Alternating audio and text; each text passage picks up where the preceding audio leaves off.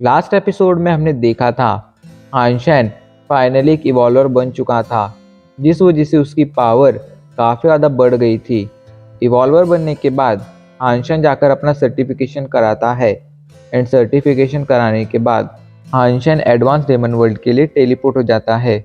Advance daemon world में उसका सामना सिर्फ बीस्ट से नहीं होने वाला था, बल्कि वहाँ पर उसका सामना पावरफुल बीस्ट के साथ साथ स्पिरिट नाम के क्रिएचर से भी होने वाला था, जो बहुत ज़्यादा पावरफुल हुआ करते थे। अब आगे टेलीपोर्ट होते वक्त हानशेन भगवान से प्रे कर रहा था कि उसे किसी ऐसी जगह पर टेलीपोर्ट किया जाए जहाँ पर ह्यूमन शेल्टर हो, ना कि स्पिरिट शेल्टर। कुछ ही पलों में उसकी टेलीपोर्टेशन की जर्नी कंप्लीट हो जाती है। वो अपनी आंखें खोलकर देखता है तो अभी के लिए वो एक आइस फील्ड में मौजूद था, जहाँ पर चारों तरफ सिर्फ बर्फ ही बर्फ थी।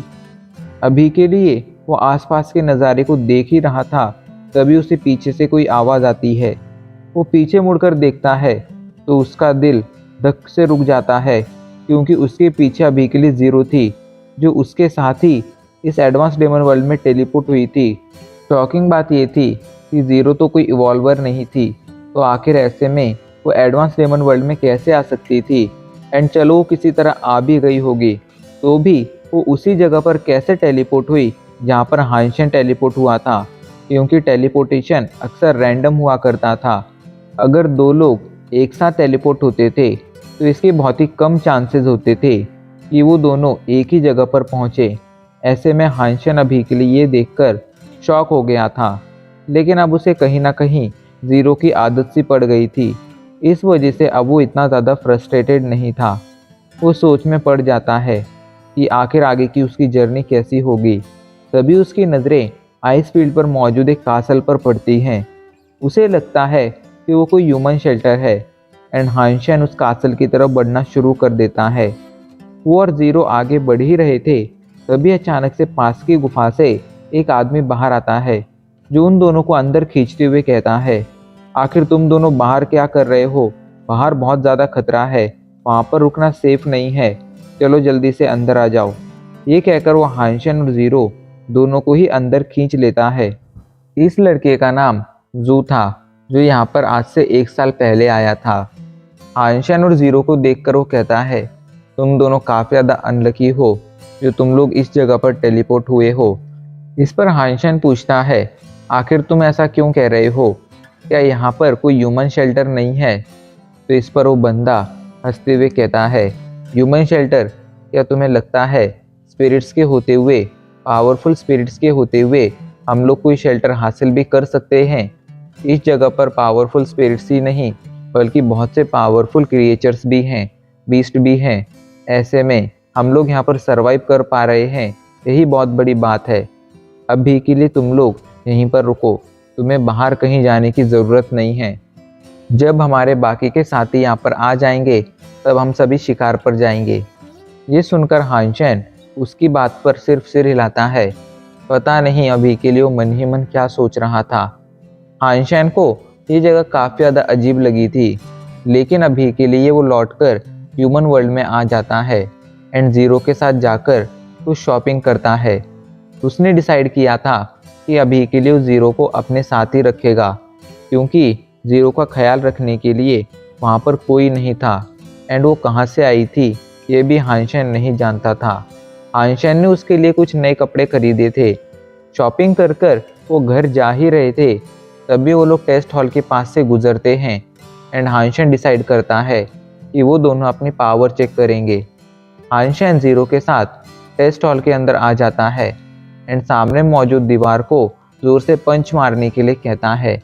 ज़ीरो अपनी पूरी पावर के साथ सामने मौजूद दीवार को पंच मारती है। कुछ ही पलों में वो डिवाइस ज़ीरो की फिटनेस कैलकुलेट कर लेता है। उसकी फिटनेस 97 थी। अब हानशेन डिसाइड करता है कि वो अपनी फिटनेस भी चेक करेगा। इसके बाद वो जाकर खुद एक ज़ोरदार पंच मारता है। उसका पंच सीधा जाकर उस दीवार को लगता है एंड वो हानशेन की फिटनेस कैलकुलेट करना शुरू कर देती है। कुछ ही पलों में हानशेन के सामने उसकी फिटनेस थी, जो 70 पॉइंट्स की थी। हानशेन अच्छी तरह से जानता था कि एक स्केटबर्ड रैंक के इवॉल्वर की फिटनेस 40 पॉइंट से भी कम की होती है, ऐसे में उन्हें एडवांस वेमन वर्ल्ड में बहुत सी मुसीबतों का सामना करना पड़ता है।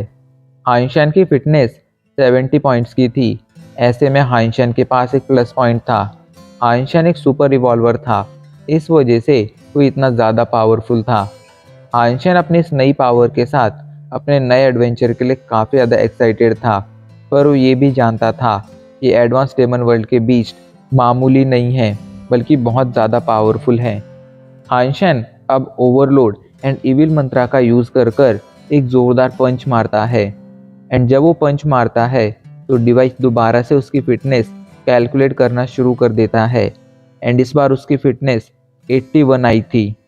हाइंशन समझ गया था कि इविल मंत्रा और ओवरलोड का यूज़ कर कर वो अपनी पावर काफ़ी ज़्यादा बढ़ा सकता है, लेकिन जब भी वो इन दोनों चीज़ का यूज़ करता था तब उसके पास लिमिटेड टाइम होता था, एंड एक बार इनका इफेक्ट खत्म होने के बाद हाइंशन को एक लंबे आराम की ज़रूरत पड़ती थी। ऐसे में हाइंशन हर बार इनका यूज़ नहीं कर सकता था। अगले दिन हाइंशन एक नया घर खरीदता है ताकि ज़ीरो उस घर में रह सके। हाइंशन ज़ीरो को अपने घर में नहीं रख सकता था क्योंकि ज़ीरो बहुत ज़्यादा पावरफुल थी। ऐसे में उसका छोटा सा एक्शन भी उसकी माँ और उसकी बहन को बहुत ज़्यादा चोट पहुँचा सकता था। हाइंशन ने अभी के लिए उसके लिए एक मोबाइल फ़ोन खरीदा था। वो उसे सब कुछ समझाता है कि उसे किस तरह इसका यूज़ करना है।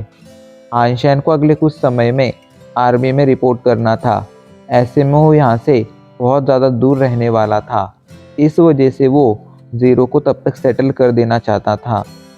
ज़ीरो काफ़ी ज़्यादा स्मार्ट थी, इसलिए अगले कुछ ही पलों में वो सब कुछ सीख गई थी। हाइंशन वहाँ से ग्लैडिएटर प्लेटफॉर्म पर लॉगिन करता है। वो अभी के लिए फ़ाइट कर कर अपनी पावर बढ़ाना चाहता था, लेकिन क्वीन अभी के लिए ऑफलाइन थी। तभी उसके पास पेपर क्रेन की फ़ाइट रिक्वेस्ट आ जाती है। पेपर क्रेन एक इवॉल्वर था जिससे हाइंशन ने पिछली बार फाइट किया था, लेकिन तब वो हाइंशन से ज़्यादा पावरफुल था।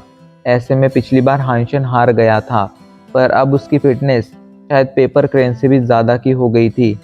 ऐसे में इस बार हाइंशन उसे बुरी तरह से हरा सकता था। अभी के लिए पेपर क्रेन के साथ एक अधेड़ उम्र का आदमी था जो उसकी ये फाइट देखना चाहता था। कुछ ही पलों में हाइंशन और पेपर क्रेन की फाइट शुरू हो जाती है, एंड हाइंशन पेपर क्रेन को अटैक करने का एक मौका भी नहीं देता है, एंड अगले कुछ ही सेकेंड्स में उसे हरा देता है। अभी के लिए क्या हुआ था ये पेपर क्रेन को समझ नहीं आया था। वो हाइंशन को दोबारा से चैलेंज करने जाता है, लेकिन तभी वो अधेड़ उम्र का आदमी उसे ऐसा करने से रोक देता है, एंड उसे समझाता है कि वॉरशिप सोल्जर आईडी वाला बंदा बहुत ज़्यादा पावरफुल है, तुम अभी के लिए उसे नहीं हरा सकते हो।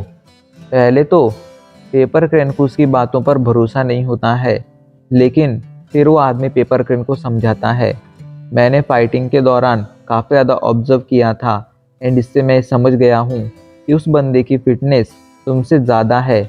ऐसे में तुम उसे नहीं हरा पाओगे। मेरी बात मानो, अभी के लिए तुम पीछे हट जाओ एंड मुझे जाकर ये फाइट करने दो। इस पर पेपर क्रेन मान जाता है। वो बंदा जिसका नाम मिस्टर लू था वो अब हाइंशन को चैलेंज करता है। अपने पास एक नई बैटल रिक्वेस्ट देखकर हाइंशन पहले तो उसे रिजेक्ट करने वाला था, लेकिन फिर वो एक्सेप्ट कर लेता है। अभी के लिए एक बहुत ही बड़े बैटल फील्ड में खड़ा हुआ था, एंड उसके सामने एक अधेड़ उम्र का आदमी खड़ा हुआ था। वो अधेड़ उम्र का आदमी हाइंशन से पूछता है, भाई तुम किस आर्मी फोर्स से हो? इस पर हाइंशन कहता है, मैं तुम्हें अभी के लिए नहीं बता सकता हूँ, एक मिलिट्री सीक्रेट है। कुछ ही पलों में उन दोनों के बीच फाइट शुरू हो जाती है। मिस्टर लू एक जाने माने इवॉल्वर थे। ऐसे में उनके काफ़ी सारे दोस्त एंड उनके स्टूडेंट जब ये देखते हैं कि वो ऑनलाइन हैं तो वो तुरंत आकर इस फाइट को देखने लगते हैं। उन्हें पूरा भरोसा था कि मिस्टर लू सामने वाले बंदे को बहुत ही बुरी तरह से हरा देंगे, क्योंकि मिस्टर लू के पास किलिंग किक्स नाम की एक बहुत ही पावरफुल मार्शल आर्ट टेक्निक थी, एंड वो इसमें काफ़ी ज़्यादा माहिर थे। अभी के लिए हाइंशन जो पिछले काफ़ी देर से मिस्टर लू से फाइट कर रहा था, तो ये समझ गया था कि उसके सामने का जो ये अपोनेंट है वो बहुत ही माहिर इंसान है एंड एक बहुत ही पावरफुल इंसान है। उसे हराना बिल्कुल भी आसान नहीं होगा। वहीं मिस्टर लू हाइंशन से फाइट करते वक्त ये समझ गए थे कि हाइंशन की फाइटिंग स्किल में एक किलिंग इंटेंट है, एंड ऐसा किलिंग इंटेंट सिर्फ एक ऐसे इंसान के फाइटिंग स्किल में हो सकता है जिसने बहुत बार लाइफ एंड डेथ सिचुएशन को एक्सपीरियंस किया हो। वो भी समझ गए थे कि उनके सामने का जो ये अपोनेंट है वो कोई नॉर्मल इंसान नहीं है। वक्त के साथ उन दोनों की फाइट और ज़्यादा इंटरेस्टिंग होती जा रही थी।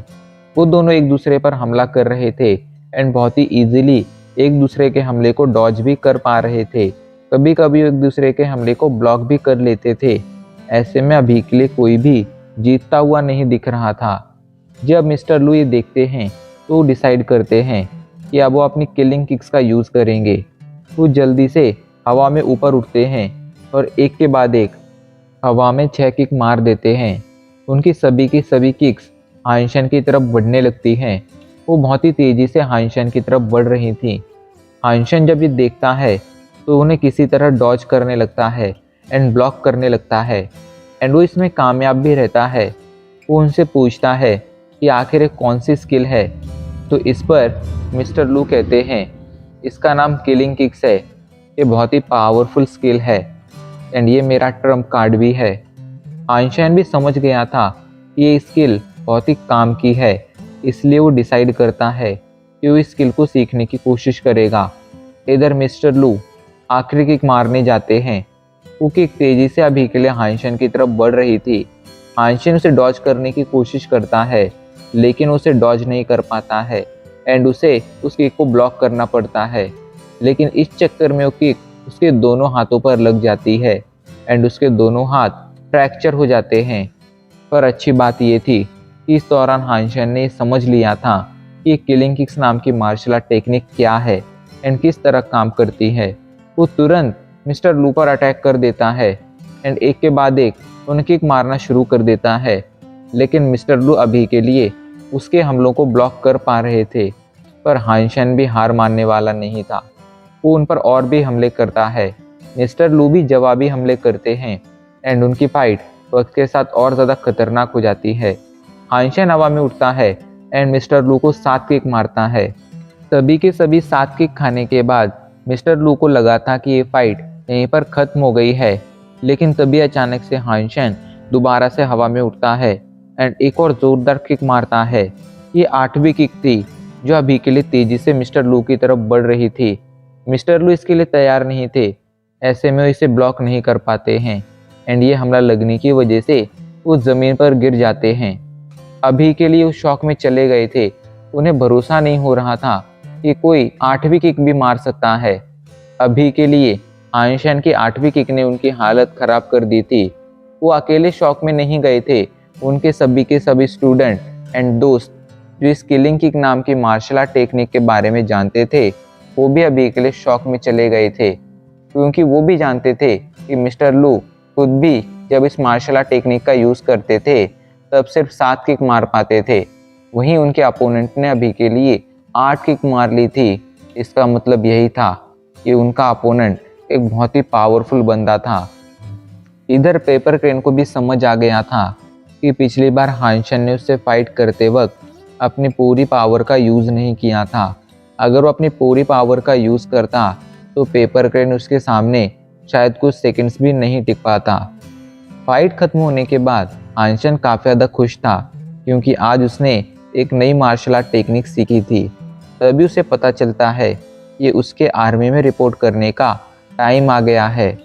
जब ये आइंस्टाइन को पता चलता है तो वो तुरंत रिपोर्टिंग के लिए रवाना हो जाता है। रास्ते में जब वो स्पेसशिप में था तब उसे कुछ लोग मिलते हैं जो उससे बातें करने लगते हैं। आइंस्टाइन भी उनसे बातें कर कर काफ़ी सारी चीज़ें जानने की कोशिश करता है। वो अभी के लिए बहुत सी चीज़ों से अनजान था एंड उसमें सीखने की काफ़ी इच्छा थी। आइंस्टाइन अभी के लिए एंशिएंट लैंग्वेज सीख रहा था, क्योंकि उसे स्केलेटन से मिली हुई मार्शल आर्ट टेक्निक को सीखना था। अभी के लिए एक बंदा उससे पूछता है कि आखिर तुम कहाँ पर जा रहे हो, तो आइंस्टाइन कहता है मैं ईस्टर्न गैलेक्सी में जा रहा हूँ। ईस्टर्न गैलेक्सी ह्यूमंस के अंडर आने वाले यूनिवर्स का सबसे आखिरी कोना था। ऐसे में अभी के लिए जानकर वो लोग शॉक में चले गए थे। आइंस्टाइन कुछ ही पलों में ईस्टर्न गैलेक्सी में पहुंच गया था। वो जल्दी से जाकर डफने में एंट्री मारता है। हानशन अभी के लिए डफने में एंटर कर चुका था। एंटर करते ही उसका सामना दो लोगों से होता है, जिनमें से एक मोटा था एंड दूसरा पतला था। हानशन उन दोनों को देखकर सोच में पड़ जाता है। इधर वो मोटा इंसान कहता है, तुम्हारा कुकिंग टीम में स्वागत है हानशन। वही हानशन जब उन दोनों को देखता है तो मन ही मन कहता है, आखिर मुझे इतनी अजीब जगह पर असाइन क्यों किया गया है। एंड अब इसी के साथ हमारा ये एपिसोड आज यहीं पर ख़त्म हो जाता है।